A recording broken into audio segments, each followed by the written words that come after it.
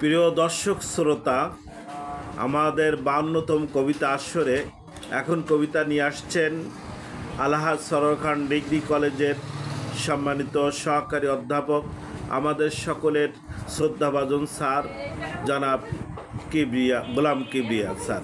তার স্বরচিত কবিতা বলার জন্যে আমরা অনুরোধ করছি। বিসমিল্লাহির রহমানির রহিম। একটু জোরে স্যারে। আসসালামু আলাইকুম ওয়া রাহমাতুল্লাহি ওয়া বারাকাতুহু।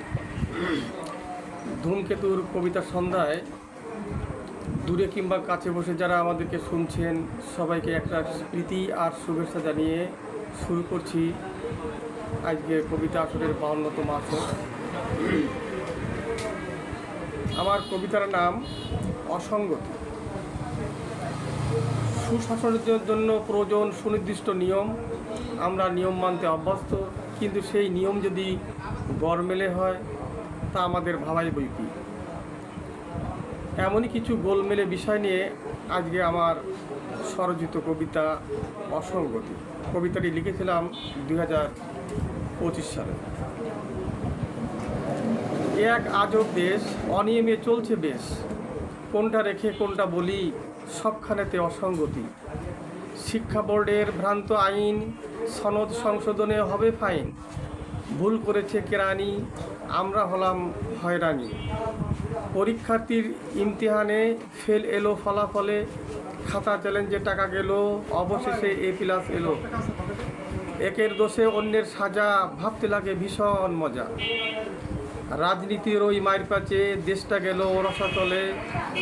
চাকুরিজীবী 60 বছরে টায়ার্ড হয়ে ছাড়ে আসন।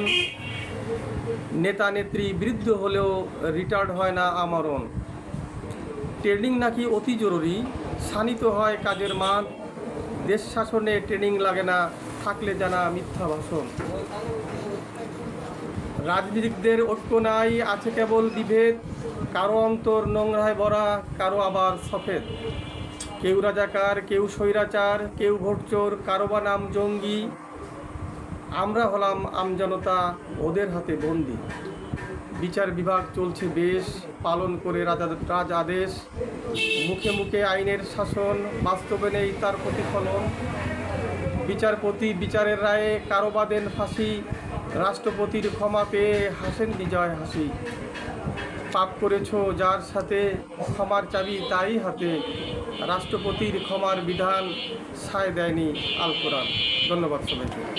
ধন্যবাদ স্যারকে। অত্যন্ত চমৎকার একটি কবিতা। আমরা আসলে ধূমকেতু সাংস্কৃতিক একাডেমি পূর্ণতা পাচ্ছে। সমাজের অসঙ্গতি, দেশের অসঙ্গতি আজকে কবিরা আমাদের মাঝে তুলে ধরছেন। এটাই আমরা চাচ্ছি যে এই ধরনের কবিতার মাধ্যমে সমাজ উপকৃত হোক, রাষ্ট্র উপকৃত হোক এবং জনগণ এর থেকে সুফল পাক। আমরা স্যারকে আরেকবার ধন্যবাদ জানিয়ে কবিতা শেষ